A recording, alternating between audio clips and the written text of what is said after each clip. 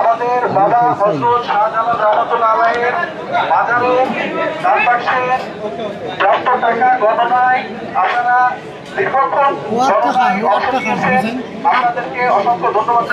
আটখার এই ভাইয়া আটটা সরান, অসংখ্য ধন্যবাদ। এই ভাইয়া, এই পুলিশ ভাইয়া হাত সরান। ভাইয়া ভাইয়া মোবাইল দেখো। জেলা প্রশাসক মহোদয়ের নির্দেশ করবে। ঠিক আছে ভাইয়া, ঠিক আছে।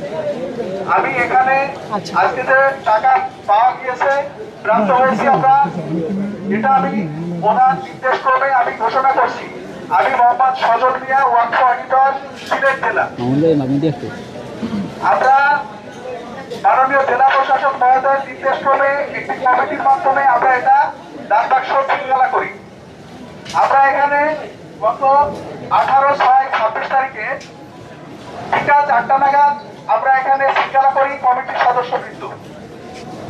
এটা অদ্য আমরা খুব তাৎক্ষণিকভাবে এটা সিদ্ধান্তের প্রেক্ষিতে আমরা 22/6/2026 তারিখে আমরা 2টা নাগাদ জোহরের নামাজের পরপরই আমরা এটা বলি মাননীয় জেলা প্রশাসক মহোদয়ের নির্দেশ। হ্যাঁ ভাই, ঠিক আছে, ঠিক আছে ভাইয়া। লড়াচড়া হইলে একটু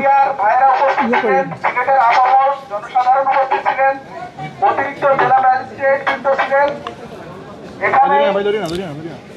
এই মুহূর্তে টাকার যে গণনা শেষ হয়েছে, এখন আসলে প্রকাশ করা হবে কত টাকা জমা হলো।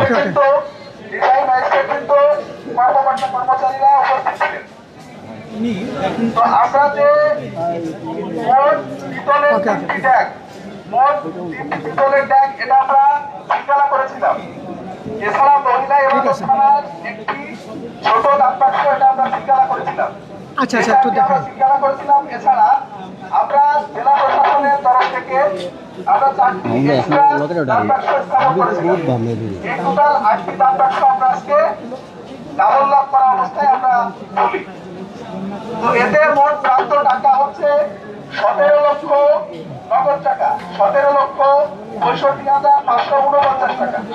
17,65,569 টাকা, 17,65,569 টাকা জমা পড়েছে। আমাদের যে খণ্ডকার আছে তাকে দিয়ে আপনাদের সামনে আমরা এটা পরিমাপ করেছি। আমরা 17 খণ্ড পেয়েছি। এছাড়া ভাইয়া একটু মোবাইলটা সরান না।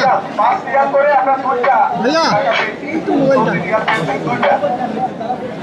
এটা আমাদের হযরত শাহজালাল রহমাতুল্লাহ আলাইহির নামে সোনালী ব্যাংক কর্পোরেট শাখায় আমরা এই টাকাটা